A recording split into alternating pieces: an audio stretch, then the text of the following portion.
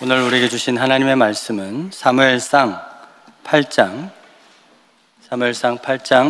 1절에서 22절 말씀입니다. 제가 읽습니다. 사무엘이 늙음에 그의 아들들을 이스라엘 사사로 삼으니 장자의 이름은 요엘이요 차자의 이름은 아비아라. 그들이 브엘세바에서 사사가 되니라.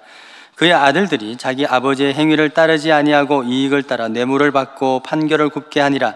이스라엘 모든 장로가 모여 라마에 있는 사무엘에게 나아가서 그에게 이르되 보소서, 당신은 늙고 당신의 아들들은 당신의 행위를 따르지 아니하니 모든 나라와 같이 우리에게 왕을 세워 우리를 다스리게 하소서 한지라.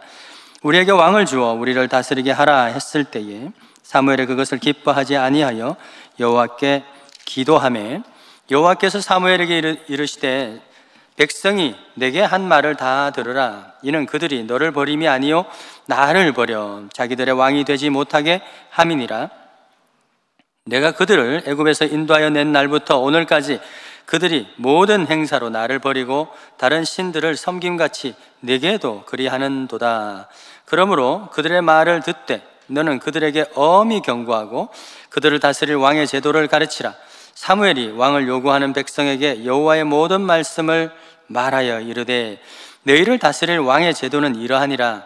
그가 너희 아들들을 데려다가 그의 병거와 말을 어거하게 하리니 그들이 그 병거 앞에서 달릴 것이며 그가 또 너희의 아들들을 천부장과 50부장을 삼을 것이며 자기 밭을 갈게 하고 자기 추수를 하게 할 것이며 자기 무기와 병거의 장비도 만들게 할 것이며 그가 또 너희의 딸들을 데려다가 향료 만드는 자와 요리하는 자와 떡 굽는 자로 삼을 것이며 그가 또 너희의 밭과 포도원과 감람원에서 제일 좋은 것을 가져다가 자기의 신하들에게 줄 것이며 그가 또 너희의 곡식과 포도원 소산의 11조를 거두어 자기의 관리와 신하에게 줄 것이며 그가 또 너희의 노비와 가장 아름다운 소년과 나귀들을 끌어다가 자기 일을 시킬 것이며 너희의 양떼의 10분의 1을 거두어 가리니 너희가 그의 종이 될 것이라. 그날에 너희는 너희가 택한 왕으로 말미암아 부르짖되 그날에 여호와께서 너희에게 응답하지 아니하시리라 하니 백성이 사무엘의 말 듣기를 거절하여 이르되 아니로소이다. 우리도 우리 왕이 있어야 하리니 우리도 다른 나라들 같이 되어 우리의 왕이 우리를 다스리며 우리 앞에 나아가서 우리의 싸움을 싸워야 할 것이니라 하는지라. 다 같이 읽겠습니다. 사무엘이 백성의 말을 듣고 여호와께 아뢰매 여호와께서 사무엘에게 이르시되 말을 들어 왕을 세우라 하시니 사무엘이 이스라엘 사람들에게 이르되 너희는 각기 성읍으로 돌아가라 하니라. 지난 시간에 에베레셀의 그 은혜, 하나님의 도우심의 그 은혜를 다시 회복한 이스라엘 백성들은 오랜만에 참된 평안과 평화의 시간을 지금 누리고 있습니다. 이 평화는 사무엘이 사는 날 동안 여호와 하나님의 손이 블레셋을 막으시기 때문이다 라고 성경은 기록하고 있습니다. 이스라엘이 하나님의 도우심을 받게 된 것 무엇 때문입니까? 그들이 미스바에서 하나님께 대한 회개를 하고 다시 하나님을 왕으로 인정하고 그 하나님의 통치에 순종했기 때문에 그 은혜를 다시 회복하게 된 것이죠. 그러니까 이스라엘은 이 평화의 왕이신 그 하나님께 대한 순종의 결과가 바로 그 평화를 지금 누리고 있는 것입니다. 그런데요, 이 에베네셀의 하나님의 도우심의 이 복은요, 끊임없이 선순환이 됩니다. 하나님께서 우리를 먼저 우리가 도우시고 또 그 도우심에 의해서 하나님 앞에 감사할 때 하나님은 더 큰 도움을 두시고 또 그 큰 도움에 대해서 더 크게 감사할 때 하나님은 더 강한 손으로 붙들어 주시는 것, 바로 이것이 하나님의 축복의 선순환이죠.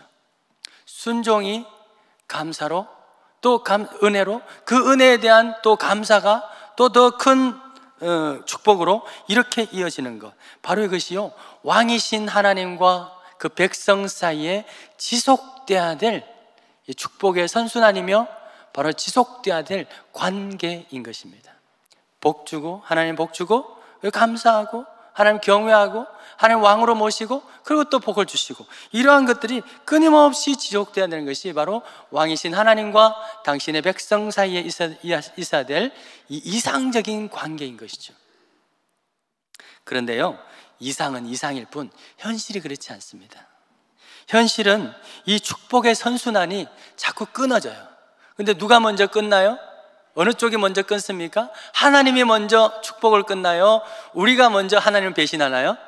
우리 사람이 먼저. 문제가 사람이 있었어요. 하나님은 절대로 당신을 경외하는 당신의 백성들에게 복을 주시는 것을 일방적으로 끊지 않으십니다. 문제는 사람에게 있습니다. 당신의 자녀들께서 이렇게 하나님의 축복에 대해서 늘 배신하죠.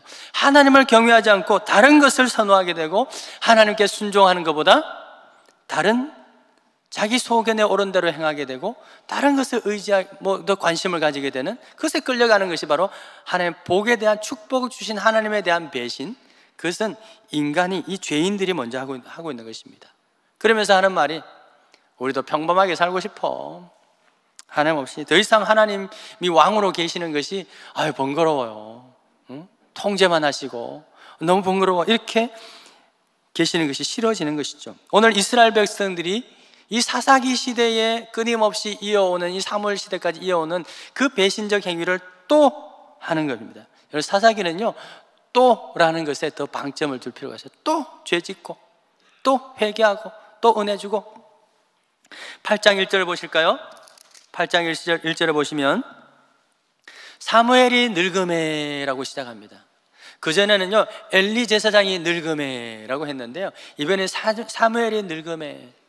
이 늙음에라고 하는 것은요, 이 주체가 좀 달라요. 엘리 제사장의 늙음은 그 사람의 신앙의 쇠퇴였다면, 이 사무엘이 늙음에라고 하는 것은 뭘 의미하는 걸까요? 뭘 가리키고 싶은 것일까요? 이것은 시간이 많이 지났다는 거예요. 무엇으로부터 시간이 지났습니까? 바로 7장의 미스바 성령 회개운동, 미스바 운동, 영적 대각성, 그 집회로부터 많은 시간이 흘렀다 하는 것을 사무엘이 늙음에라고 하는 그 단어를 통해서, 문장을 통해서 알려주고 있는 것입니다. 하나님 앞에서 이스라엘 백성들이 회개하고 금식 기도했던 그 은혜의 순간이, 그 기억이 이제 가물가물해졌다는 거예요. 오랜 시간이 지났다는 것입니다. 그래서 또다시 하나님을 배신하는 행위를 지금 하고 있는 것입니다. 자, 4절 보실까요? 이스라엘 장로들이 모여가지고 라마에 있는 사무엘에게 나아가서 이렇게 말하죠. 보소서, 당신은 늙었고. 말도 이렇게 모질게 합니다. 보소서, 당신은 늙었고 당신의 아들들은 당신의 행위를 따르지 아니하고 불법을 행하고 있습니다. 그러니까 우리도 다른 나라와 같이, 모든 나라와 같이 우리에게 왕을 세워주셔서 왕이 우리를 다스리게 하소서라고 이렇게 주장하고 있는 것입니다.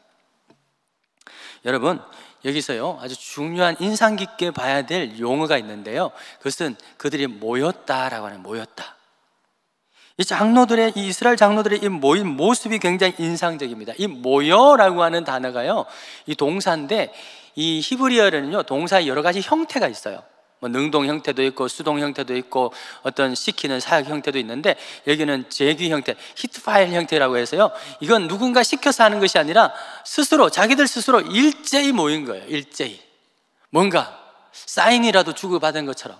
지금 같으면 SNS, 카톡에서 모여 그러면 딱 모일 텐데, 그것도 아닌데, 그것도 없는데도 일제히 기다렸다는 듯이 모였습니다. 그러면서 사무엘에게 뭔가 따지러 온 거예요. 이것은 뭔가 그들 사이에 모종의 약속이 있었음을 짐작해 볼 수 있습니다. 자, 이렇게 모인 이유 두 가지가 뭐예요? 당신이 늙었다는 겁니다. 그 또 하나는 당신의 아들들이 지금 불법을, 당신을 따르지 않고 불법을 행하고 있다는 거예요. 그래서 당신이 죽으면 우린 누구 믿고 삽니까? 라는 명분을 가지고 요구하는 게 뭐예요? 그러니까 왕을 세워주세요 라고 말하고 있는 것입니다. 여러분, 사무엘의 두 아들의 이름이 뭐예요? 요엘과 아비야. 이 엘, 야, 이것은 하나님의 이름이거든요. 하나님 명칭, 하나님을 부르는 호칭이거든요. 그 하나님의 이름이 있는 거예요. 하민이, 하영이, 하은이 뭐 이렇게 있는 거예요. 그죠? 하나님의 이름이 있는 자녀는 뭡니까? 신앙이 참 좋아 보이죠, 이름이. 그런데요, 그 이름값을 지금 못하고 있는 거예요. 이들의 사무엘의 두 아들이요, 요엘과 아비야가 엘리의 두 아비 홈리와 비나스처럼 그렇게 불법을 행하고 불순종하는 그런 행위를 하고 있는 것입니다. 그래서 이스라엘 장로들이 지금 불안한 거예요. 왜? 과거 엘리 제사장의 두 아들에 대한 기억이 아직 있는 거예요. 그때 트라우마. 그래서 사무엘의 아들도 그러니까, 믿었던 사무엘의 아들도 그러니까 이게 더 불안해지는 거죠. 여러분, 저는 사무엘 가정을 보면서 참으로 안타까워요. 그러면서 이해도 됩니다. 두 아들이 왜 그런지 이해도 되고, 아버지도 이해되고, 아들도 이해되고. 그런데 안타까워요. 엘리의 두 아들이야, 아버지가 그러니까 자식이 뭐 그럴 수 있다라고 하지만, 사무엘의 두 아들은 도대체 왜 이래요? 사무엘이 신앙이 안 좋은가요? 너무너무 신앙이 좋아요. 하나님 앞에 신실하고 하나님밖에 모르고 하나님만을 위해서 일했고 그런 분인데 왜 이 집의 아들들이 이 모양이냐 하는 거죠. 그래서 사무엘은 아버지로서 역할을 잘 했을까 못했을까요? 못했죠. 왜냐하면 그가 아버지를 경험한 적이 없어요. 3살 때 성소에 바쳐가지고 거기에서 아버지와 떨어져가지고 거기서 이런 그 많은 여인들로부터 돌봄을 받았어요. 어머니의 품도 모르고 아버지도 경험하지 못한 그 사람이 자라서 아버지가 되었어요. 잘할까요? 못할까요? 못해요. 왜? 경험이 없으니까, 모델이 없으니까. 아버지를 이거 해봐야 1년에 한두 번 제사 지내러 옵니다. 그렇게 한두 번 오는 건요, 아버지도 그렇게 오고 옆집 아저씨도 그렇게 와요. 한두 번 와서 뭐 옷이나 주고 그렇게 갑니다. 그 정도로는요, 아버지를 경험할 수 없는 것입니다. 그런데 그 두 아들이 그렇게, 그가 사무엘의 아버지가 되니까 그 아들에게 그렇게 잘 못하는 거죠. 여러분, 이런 경우는요, 자기 일에는 굉장히 성실해요. 가정에 신경 안 쓰되 자기 일은 굉장히 성실합니다. 사무엘도 그랬을 거예요. 거의 가정을 돌보지 않았어요. 여러분, 성경에 사무엘의 부인의 이름이 등장합니까? 등장 안 하죠. 그걸 보면 부부 관계도 별로 안 좋았다. 하나님이 생육하고 번성하라고 하니까 뭐 의무적으로 요엘과 아비야는 낳았는데, 그리고 끝! 자기는 자기 일을 하는 거예요. 자기 일만 하는 거예요. 하나님이 일만 하는 거예요. 여러분, 보십시오. 7장 16절을 보세요. 해마다 베델과 길갈과 미스바로 순회하면서 이스라엘을 다스렸어요. 그러니까 집에 있는 날이 며칠이나 될까요? 맨날 출장 다니, 출장. 교회도 한 군데가 아니고 멀티 사이트가 돼가지고 베델, 미스바 뭐 다니면서 거기서 묵고 없는 거예요. 이런 아버지를 둔 두 아들의 마음은 어떨까요? 원망이에요, 원망. 엄마만 고생시키는 아버지. 자기 신앙 지키는 건 좋은데 엄마만 고생시키는 아버지. 그 때문에 원망이 있는 거예요. 그 출장 갔다가 오랜만에 뭐 집에 왔다고 칩시다. 왔으면은요, 아이들 붙잡고, 와, 요엘과 아비야 잘했었냐? 얼마나 보고 싶었는지 아냐? 아휴, 내가 몸은 거기 있어도 마음은 너희들한테만 있었다. 보고 싶다 하면서 팍 끌어안고 말이죠. 그렇게 해주면 괜찮지. 여러분들요, 특별히 부모가요, 자녀들한테 줄 수 있는 사랑은요, 이 시간의 길이도 중요한데요, 그보다 더 중요한 게 뭐냐면 짧지만 강렬하게 주는 그 사랑의 질이 중요한 거예요. 특별히 아버지들요, 하루 종일 없잖아요. 엄마는 밥이라도 해주지. 그러니까 얼마나 좋아요. 근데 아버지는 늦게 들어오죠. 그러면요, 늦게 들어와서 짧지만 강렬하게 팍 끌어안으면서 하루 종일 네 생각밖에 안 했다 하면서 과자 하나 딱 가지고 오면요, 단 10분을 봐도요, 하루에 10분을 봐도 그 아이는 그 아버지를 날마다 아빠 언제 와 기다린단 말이에요. 근데 사무엘이 그랬을까요? 안 그랬어. 안 그랬어. 오자마자 탁 하는 말이, 아빠 없을 때 예배 잘 지냈나? 큐티 했는 거 가져와 봐? 뭐 그런 것만 하는 게, 왜? 사무엘이 그렇게 살았으니까. 지가 어릴 때 그렇게 살았으니까, 자기가 그렇게 살았으니까 아이들한테도 그렇게 하는 거죠. 여러분, 신앙 좋은 아버지 밑에 신앙 좋은 자녀가 나지 못하는 이유가 바로 여기에 있는 거예요. 그런데요, 그래도 그 자녀가 성인이 되면 철이 들어가지고 마음이 바뀌는 경우도 많이 있어요. 자기도 아버지가 되어보고 하면은요, 그래도 어느 날 문득 아버지의 뒷모습을 탁 보면서 집에서 나이 들어 늙어가지고 힘이 빠져가지고 집에 있으면서도 별로 대화는 없지만 그래도 혼자서 이 성경책 보면서 기도하고 하는 걸 보면서 어느 날 그 뒷모습을 보면서 아이가 확 바뀌는 경우가 있어요. 그래도 우리 아버지가 하나님 사랑하는 건 참 대단하지. 저 기도하면서 나를 위해서 기도했지 않았겠나? 그 마음이 탁 들면요, 어느 날 그 아버지에 대한 마음이 확 돌아서요. 저처럼 제가 그랬거든요.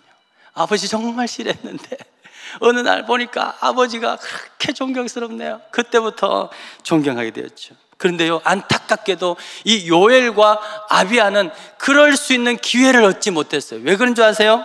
이 두 아들을 사무엘이 어디로 보내요? 부엘세바로 저 멀리 보내버려요. 부엘세바는 어디 있냐면 이 라마라고 하는 곳에서요, 한 120km 저 남쪽으로 광야 끝에 이스라엘 끝에 국경에 이집트하고 그 접경되는 블레셋하고 맞물려 있는 바로 그곳에 가장 위험한 곳, 먹을 것도 별로 없고 그런 곳, 예? 부엘세바와 단까지 그러잖아요. 가나안 땅을 보여서. 그러면 제일 밑에 끝단이에요. 끝단. 사람이 겨우 살 수 있는 강수량, 1년에 300mm만 오는 그 강수량이 있는 그 자리, 크게 보내는 거예요. 사무엘은요, 나름대로 그것이 중요해서 거기에 보냈어요. 아들이니까 제일 위험한 것이고 제일 어떤 어려움이 있는 곳이니까 중요해서 보냈을 텐데, 이 두 아들의 입장에서는요, 그게 아니죠. 사랑은 한 번도 안 주면서 사명만 강조한다고, 그렇게 원망하지 않을까요? 그래서 부엘세바에 있는 내내 원망했는 거예요.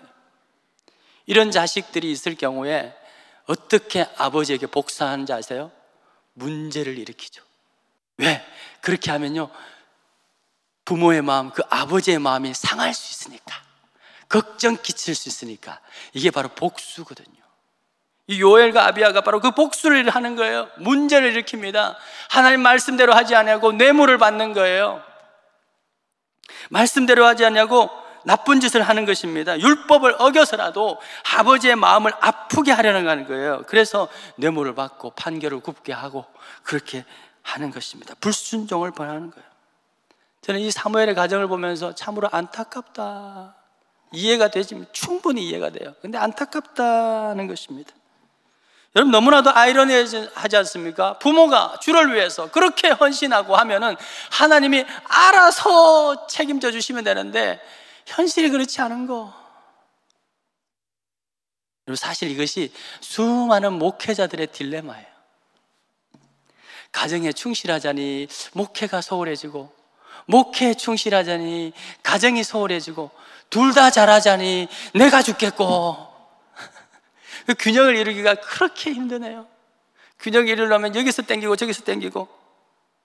문제는 자녀들의 이렇게 엇나간 모습은 아버지의 그 영적 권위에 큰 손해를 끼친다는 거예요.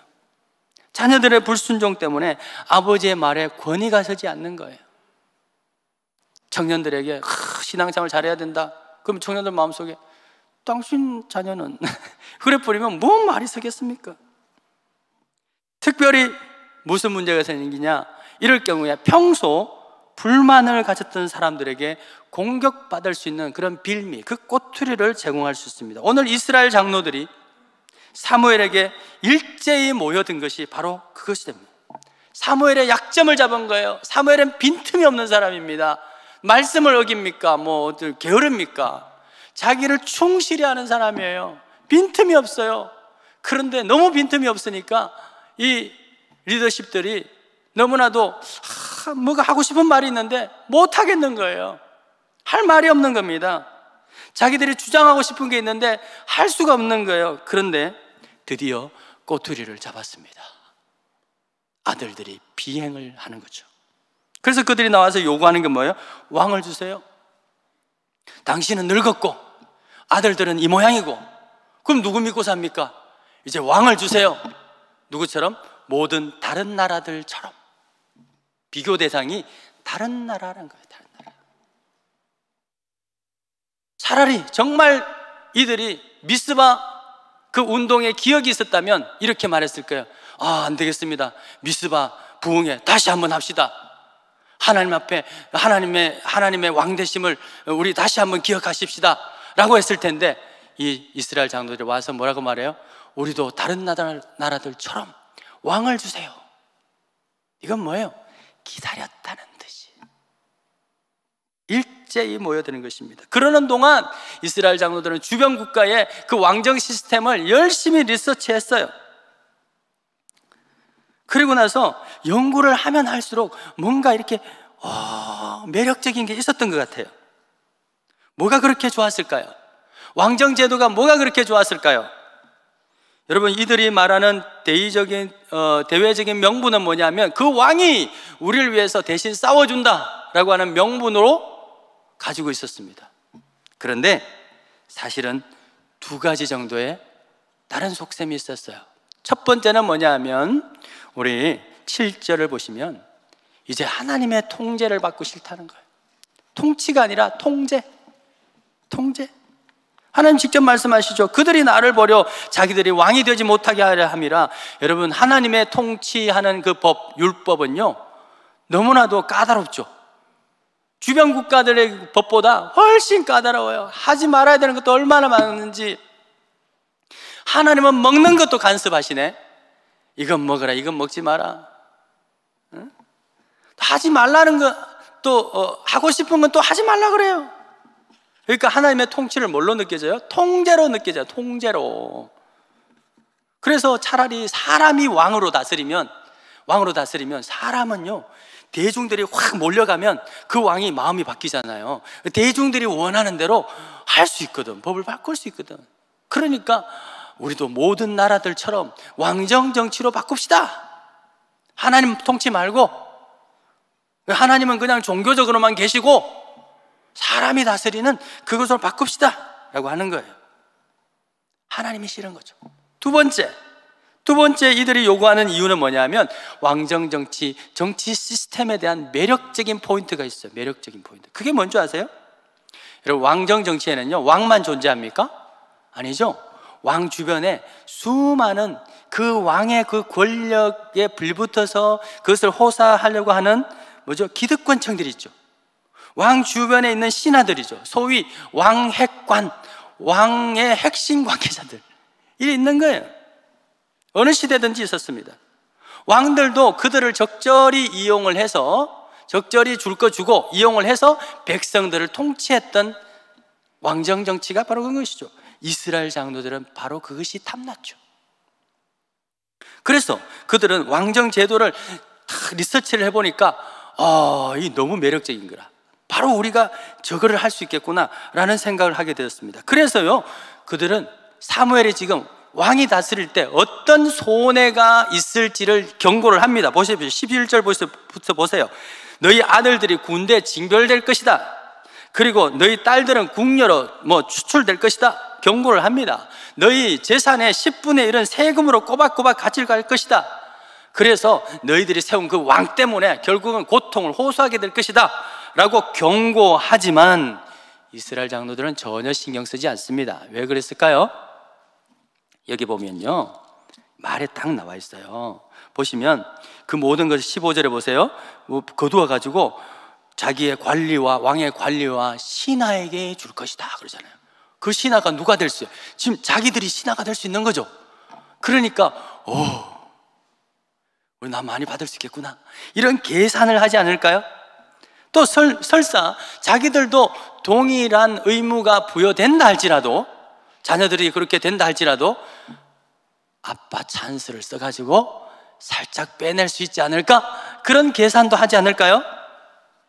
이런 이유들 때문에 이스라엘 장로들은 우리도 그들과 같은 시스템을 적용합시다 라고 말하고 있는 것입니다. 여러분, 하나님께서 이스라엘 백성들을 애굽에서 종살이 하던 자들을 다시 불러서 하나님 당신의 백성으로 삼으시고 가나안 땅에 정착시키신 이유가 뭡니까? 그것은 다른 사람들과는 다른 나라와는 구별된 하나님 나라를 세우기 위해서요. 그런데 이스라엘 장로들은 아니, 우리는 다른 나라들과 같아지고 싶다고 말하고 있는 것입니다. 하나님의 그 소망은요, 출애굽기 15장에 모세의 노래를 통해서 잘 드러나는데요, 15장 12절을 보시면 이렇게 말해요. 주께서 구속하신 백성을 인도하시되 주의 힘으로 그들을 주의 거룩한 처소로 들어가게 하셨다. 가나안 땅에 처소로 들어가게 하셨다. 17절에 보면 주의 기업의 산에 그 심어버린다는 것이에요. 그리고 바로 그것은 주의 손으로 세우신 성소가 될 것이다. 그리하여서 영원 무궁토록 하나님이 다스리게 될 것이다 라고 하나님의 소망이 그게 달려있는 거예요. 그런데 이스라엘 장로들은 그게 싫은 겁니다. 결국 자기 세상 만들고 싶은 거예요. 이러한 의도, 이 이스라엘 장로들의 이 의도는 무엇을 통해서 알 수 있습니까? 19절 보시면 그들의 말 속에 끊임없이 강조되는 용어가 뭐예요? 우리도 우리의 왕이 있어야 하고, 우리도 다른 나라들도 같이 우리의 왕이 우리를 다스리며 우리 앞에 나아가 우리의 싸움을 싸워야 될 것이다. 여기에 빠져있는 건 뭐예요? 하나님이 없어요. 하나님이 우리만 있는 거예요. 우리만. 사실은 우리 그러면 굉장히 공동체를 강조하고 있는 것 같습니다. 이스라엘 백성들 전체를 강조하고 있는 것 같아요. 그러나 사실은 극소수 기득권층의 우리, 거기 함께 모여있는 그 우리를 의미하고 있는 것입니다. 바로 이것이 이스라엘 장로들의 생각이었죠. 그래서요, 이들은 주변 국가를 막 보면서 어떻게 언제 이거를 하지? 그런 명분을 막 찾고 있었어요. 정확한 명분, 말할 수 있는 명분. 그런데 그 명분을 찾아낸 것이 뭐예요? 두 아들이 불의를 행하고 있는 것을 보면서, 그걸 딱 보면서 뇌물을 받는 것을 소문을 듣고요, 바로 일제히 달려들었어요. 여러분, 이들이 요구한 것의 의미가 뭔지 아세요? 더 이상 우리는 하나님의 백성이 되기 싫다는 거예요. 이스라엘의 하나님 백성으로 그 정체성이 싫다는 겁니다. 그걸 버리고 싶다는 거예요. 하나님 말씀을 따라서가 아니라 세상적 가치관, 세속적 가치관을 따라서 살아가는 것이 더 합리적이고 더 편하다 하는 것이죠.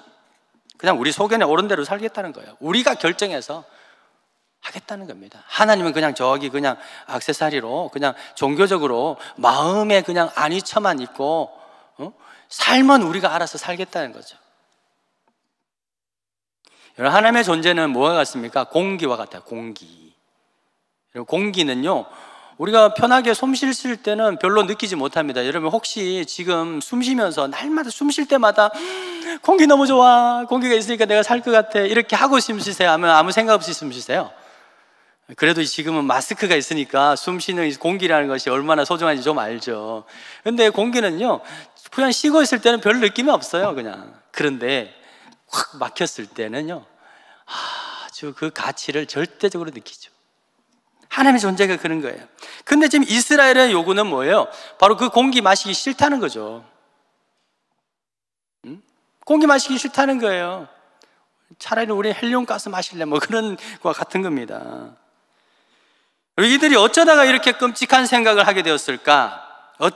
무엇이 이들을 이런 요구를 하게 되었을까요? 그것은 미스바 영적 대각성 한 그 은혜의 사건으로부터 시간이 너무 지났다는 거예요. 그 은혜의 기억이 가물가물해졌다는 겁니다. 우리가 누리고 있는 이 평화와 안식이 하나님의 은혜였다. 하나님께서 오른손으로 블레셋을 막아주시고 또 아모리를 막아주시고 주변 국가를 막아주신다. 왕 되신 그 하나님께서 우리를 다스려 주시기 때문에, 그 왕이신 그 하나님의 법도 안에서 우리가 지키기 때문에 이러한 평화와 또 안식을 누리고 있다는 것을 잊어버렸기 때문에, 하나님이 우리를 용서해 주셨기 때문에 이런 은혜의 시간을 가지고 있다는 것을 그 미스바에서 느꼈던, 그 회개했던 그 사건이 멀어져서 기억에서 가물가물해진 거예요. 이것을 보고 영적 치매 현상이라고 생각해요. 여러분, 모든 것이 하나님의 은혜를 어떤 것을 잊어버리는 것입니다. 그러면서 다른 기억이 막 와요. 그 다른 기억. 그때 우연히 그랬지? 그때 내가 이렇게 해서 그렇게 된 거지? 그런 다른 기억이 오는 겁니다. 그래서 자꾸 엉뚱한 이야기를 하는 거예요. 하나님의 자녀가 나도 세상 사람처럼 살고 싶다, 그렇게 말을 하는 거예요. 이것이 바로 영적인 기억 상실이죠.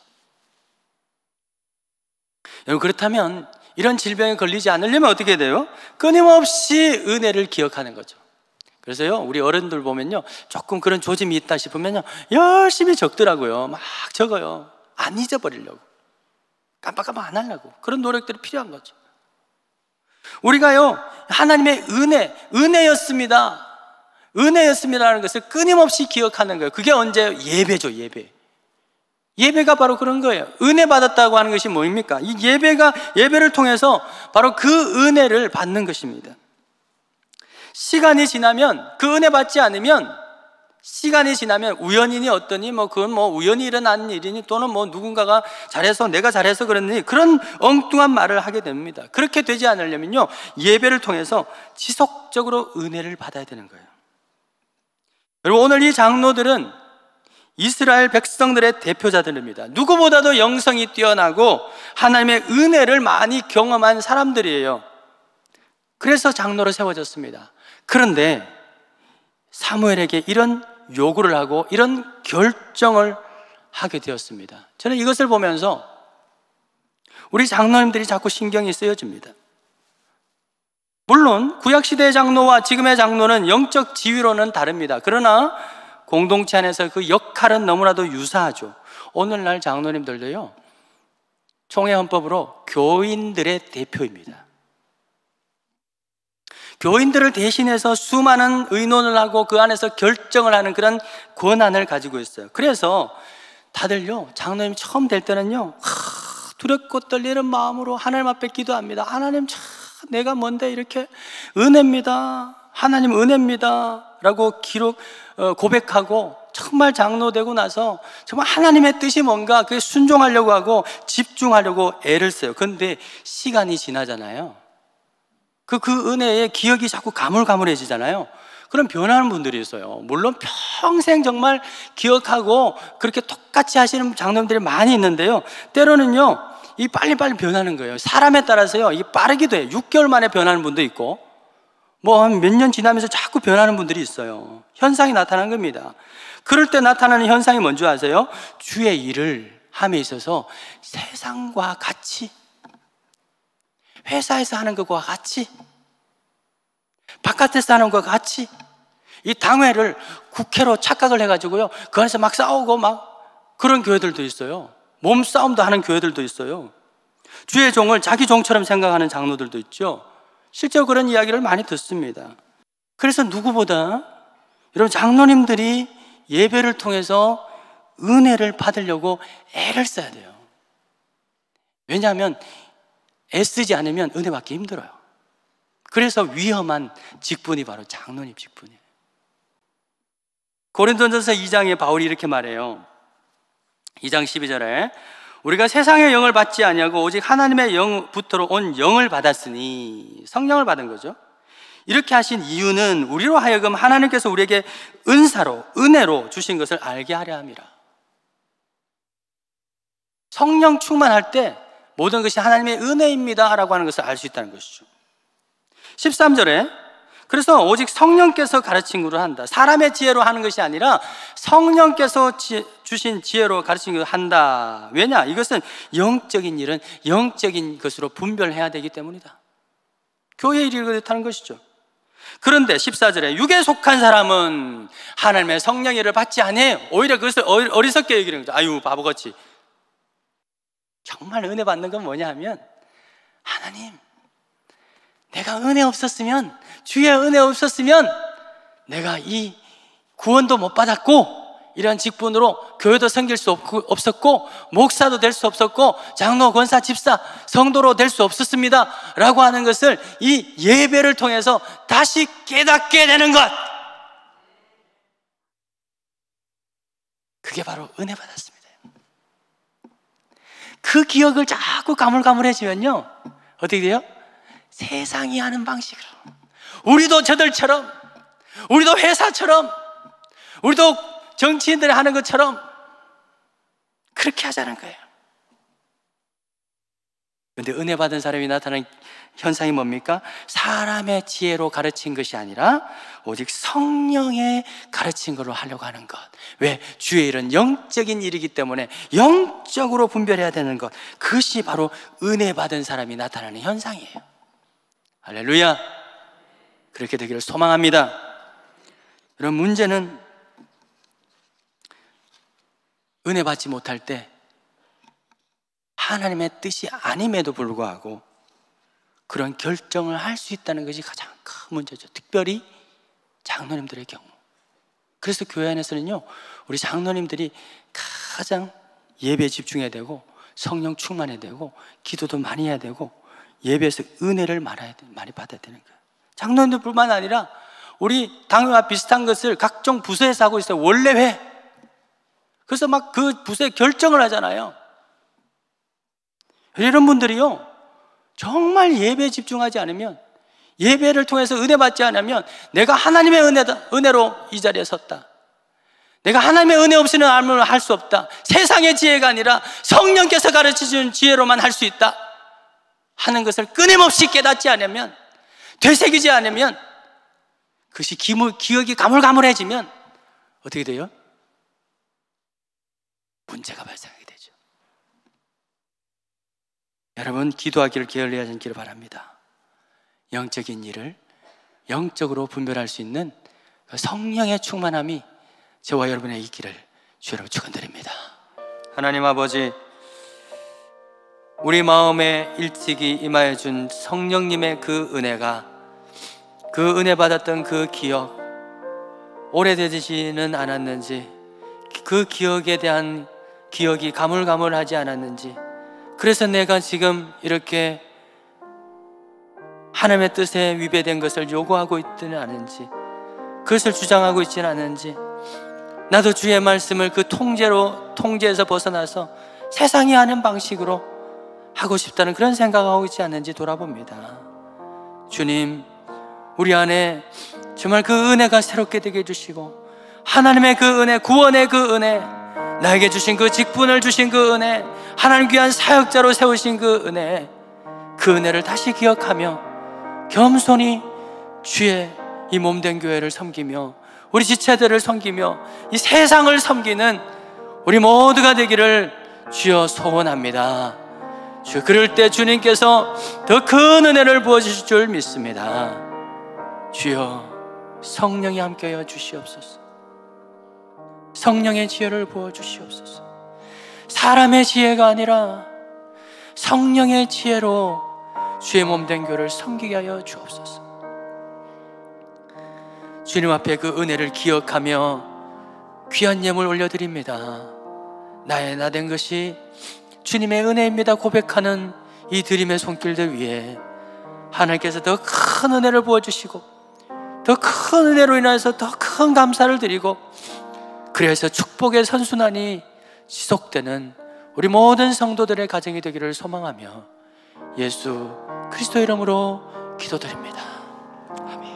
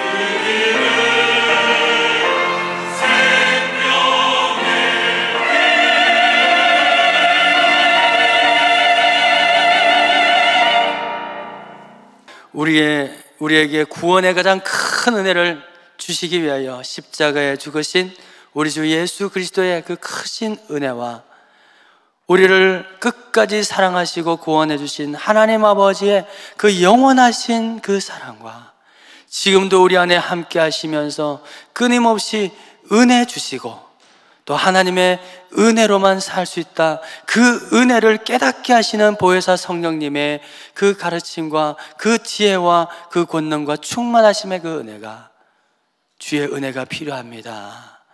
주의 은혜로서 되었습니다 고백하는 우리 모든 믿음의 권속들 머리와 그 자녀 위에 일터 위에 은혜가 필요한 저 땅들 가운데 영원토록 함께 있을지어다.